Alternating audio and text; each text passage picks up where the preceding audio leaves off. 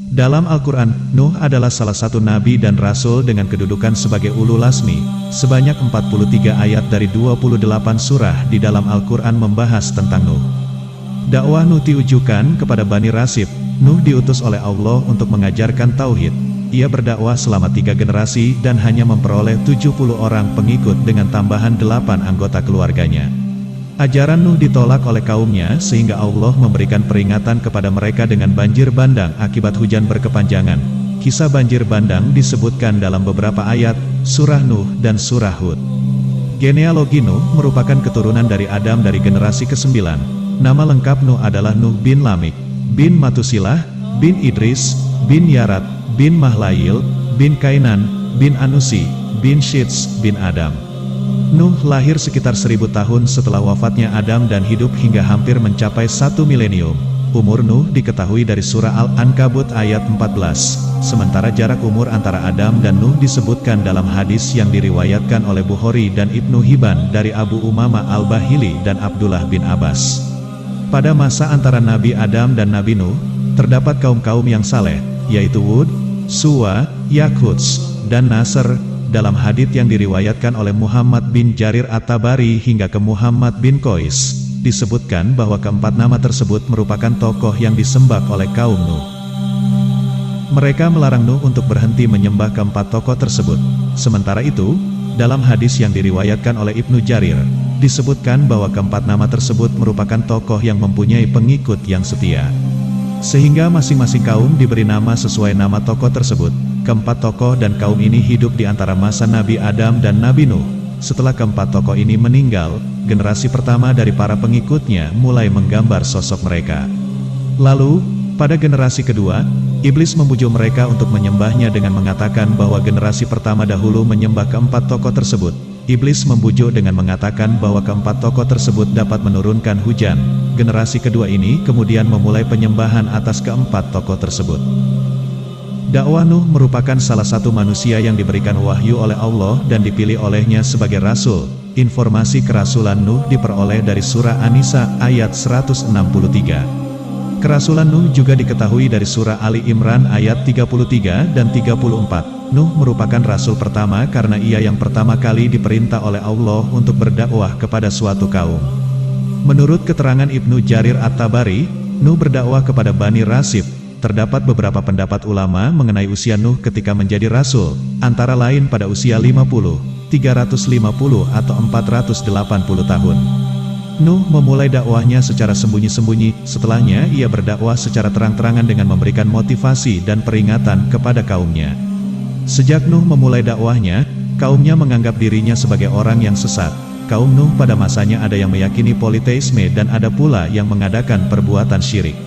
Nuh berdakwah kepada kaumnya selama 950 tahun.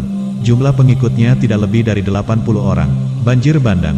Setelah Nuh tidak lagi meyakinkan kaumnya untuk beriman kepada Allah, perintah pembuatan kapal diberikan kepada Nuh.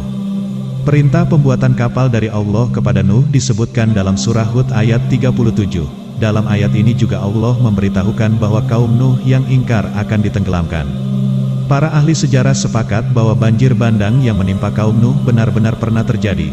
Ini didasarkan pada banyaknya kisah banjir bandang dari berbagai agama, keyakinan dan kepercayaan, serta kebudayaan di beberapa negara. Perbedaan pendapat timbul mengenai wilayah yang terdampak banjir dan jenis hewan yang memasuki kapal yang dibuat oleh Nuh. Ada yang berpendapat bahwa banjir bandang menimpa seluruh wilayah di dunia. Dalilnya pada surah Hud ayat 42 dan 43. Ayat 42 menjelaskan bahwa ombak yang timbul akibat banjir bandang mencapai ketinggian gunung. Bukti lain yang menguatkan pendapat mereka adalah penemuan fosil gajah purba di wilayah Siberia dan Kutub Utara. Sementara itu, terdapat pendapat yang menyatakan bahwa banjir bandang yang menimpa kaum Nuh hanya bersifat lokal. Dalilnya adalah bahwa setiap nabi diutus hanya kepada suatu kaum tertentu. Pendapat ini didasarkan kepada ayat-ayat Al-Quran yaitu surah Ar-Ra'd ayat 7, surah An-Nahl ayat 36, 84 dan 89, surah Al-Mu'minun ayat 44, surah An-Nisa ayat 41 dan surah Yusuf ayat 47. Pendapat ini dikuatkan oleh adanya kisah para nabi yang hidup pada zaman yang sama dengan nabi lainnya dengan kaum yang hidup di lokasi yang berjauhan. Para nabi yang hidup pada zaman yang sama antara lain Ibrahim dan Lut, Yakub dan Yusuf, Musa, Harun dan Syuaib serta Zakaria dan Yahya. Keterangan lain yang dijadikan sebagai landasan pendapat ini adalah jumlah nabi dan rasul yang sangat banyak, yaitu 124.000 nabi dan 313 rasul. Keterangan ini diperoleh dari hadis yang diriwayat oleh Imam Bukhari. Keturunan, setelah banjir bandang berakhir, Nuh dan para pengikutnya keluar dari kapal dan melanjutkan kehidupannya. Para pengikut Nuh tidak memiliki keturunan karena semuanya meninggal akibat wabah. Hanya keluarga Nuh yang memiliki keturunan. Keterangan bahwa hanya keturunan Nuh yang meneruskan generasi umat manusia dijelaskan dalam surah As-Saffat ayat 77. Ibnu Katsir meriwayatkan bahwa anak Nuh yang melanjutkan keturunan manusia ada 3, yaitu Sam, Ham dan Yafis. Baiklah, dari uraian tersebut mari kita simak kisah Nabi Nuh dan bahteranya. Kesabaran berdakwah memerangi kemungkaran serta kesyirikan melalui kisah Nabi Nuh. Anak bisa belajar banyak nilai yang akan menjadikannya semakin beriman. Menceritakan kisah Nabi dan Rasul, termasuk juga kisah Nabi Nuh alaihi salam kepada anak termasuk bagian dari memberikan pengetahuan agama pada si kecil. Kisah Nabi Nuh alaihi salam penting untuk diceritakan kepada anak karena Nabi Nuh alaihi salam adalah salah satu dari 5 nabi yang mendapat gelar ulul azmi.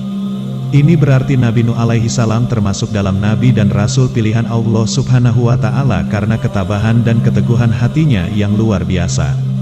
Bahkan Nabi Nuh alaihi salam telah berdakwah selama 950 tahun untuk menegakkan agama Allah. Nabi Nuh juga dikaruniai oleh Allah beberapa sifat yang patut dimiliki oleh seorang nabi, yakni fasih dan tegas dalam kata-katanya. Nabi Nuh juga pandai bersyukur, bijaksana, dan sabar dalam berdakwah. Nabi Nuh juga dikenal sebagai nabi yang membela dan melindungi kaum yang lemah, miskin, dan tertindas. Periode waktu yang tepat ketika Nabi Nuh hidup tidak diketahui, tetapi menurut tradisi, diperkirakan hidup 10 generasi atau usia setelah Nabi Adam alaihi salam. Kisah Nabi Nuh alaihi salam sendiri dijelaskan dalam Al-Quran.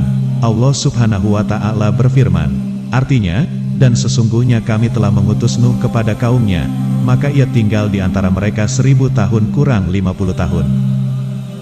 Maka mereka ditimpa banjir besar, dan mereka adalah orang-orang yang zalim. Quran Surah Al-Ankabut ayat 14, mengutip artikel di Learning Religions, diyakini bahwa Nabi Nuh dan umatnya tinggal di bagian utara Mesopotamia kuno.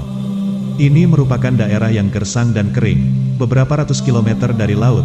Al-Quran juga menyebutkan bahwa bahtera itu mendarat di Gunung Judi, Quran Surah 11 ayat 44, yang diyakini banyak muslim berada di Turki.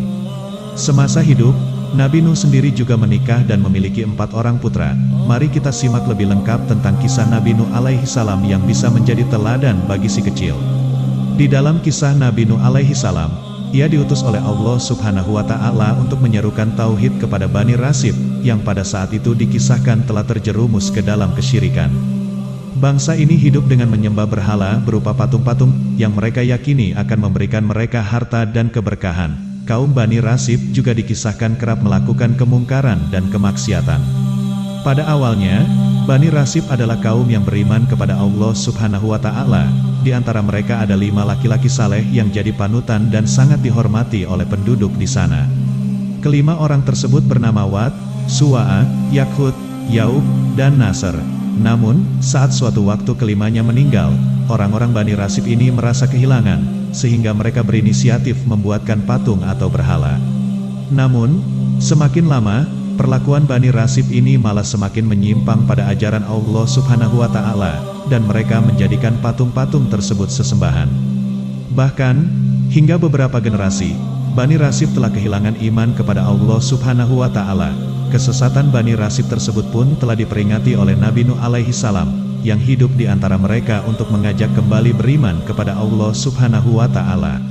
Namun, ajakan Nabi Nuh alaihi salam tidak membuahkan hasil dan hanya sedikit pengikut Nabi Nuh alaihi salam pada saat itu. Bahkan Bani Rasib malah semakin tenggelam pada kesesatan dan kesombongan. Pada saat Nabi Nuh alaihi salam mengajak orang-orang Bani Rasib untuk kembali ke jalan Allah subhanahu wa ta'ala, Nabi Nuh malah mendapat hinaan dan dakwahnya dicemooh. Tantangan berdakwah Nabi Nuh alaihi salam pun kian hari kian berat, hingga akhirnya Allah subhanahu wa ta'ala memerintahkan Nabi Nuh alaihi salam untuk membuat bahtera atau kapal yang sangat besar untuk menghindarkan Nabi Nuh alaihi salam dan orang-orang Bani Rasib dari bencana hebat. Peringatan Nabi Nuh justru dianggap permainan oleh Bani Rasib. Mereka menentang Nabi Nuh, "Hai Nuh, sesungguhnya kamu telah berbantah dengan kami. Kamu telah memperpanjang bantahanmu terhadap kami, maka datangkanlah kepada kami azab yang kamu ancamkan kepada kami jika kamu termasuk orang-orang yang benar." Nuh kemudian menjawab, "Hanyalah Allah yang akan mendatangkan azab itu kepadamu jika Dia menghendaki, dan kamu sekali-kali tidak dapat melepaskan diri." Usai menerima perintah Allah untuk membuat sebuah kapal, Nabi Nuh kemudian mengumpulkan para pengikutnya dan mereka mulai membuat kapal. Namun, apa yang dilakukan oleh Nabi Nuh dan pengikutnya ternyata malah menjadi bahan ejekan dan cemoohan. Nabi Nuh berkata kepada mereka yang mencemoohnya, "Jika sekarang kalian mengejekku dan orang-orang yang bersamaku, sebentar lagi kami akan mengejek kalian karena aku tahu siksaan dan kebinasaan yang bakal menimpa kalian. Sehingga kalian tahu siapa yang akan ditimpa siksaan yang menghinakan di dunia seperti siksaan yang kekal akan menimpa di akhirat." Bahtera pun kemudian usai dibuat dan Nabi Nuh dan pengikutnya menyiapkan semua perbekalan. Tak hanya itu saja, Allah juga memerintahkan Nabi Nuh untuk membawa berbagai hewan yang berpasangan, jantan, dan betina. Pada saat semua persiapan sudah siap, Nabi Nuh pun berkata kepada pengikutnya, "Naiklah ke dalam kapal dengan menyebut nama Allah di waktu berlayar dan berlabuh. Sesungguhnya, Allah Maha Pengampun lagi Maha Penyayang." Allah kemudian berfirman, "Maka kami bukakan pintu-pintu langit dengan air yang tercurah. Kami jadikan bumi memancarkan beberapa mata air. Lalu bertemulah air-air itu untuk suatu urusan yang sungguh telah ditetapkan. Tak lama, hujan pun turun selama 40 hari 40 malam yang kemudian membuat bencana banjir besar melanda seluruh kota dan desa. Akibat bencana ini, jeritan dan tangisan manusia terdengar di mana-mana. Karena meluapnya air, mereka kemudian panik karena kemanapun mereka berlari, air mengejar dan menenggelamkan mereka. Pada saat itu, tak ada tempat berlindung dari banjir yang dahsyat itu. Kecuali kapal Nabi Nuh yang telah terisi penuh orang mukmin dan pasangan makhluk yang diselamatkan oleh Nabi Nuh atas perintah Allah. Bani Rasib pun benar-benar telah hancur tersapu banjir yang maha dahsyat tersebut. Namun, pada saat bencana besar ini, Nabi Nuh juga kehilangan anaknya yang bernama Kan'an.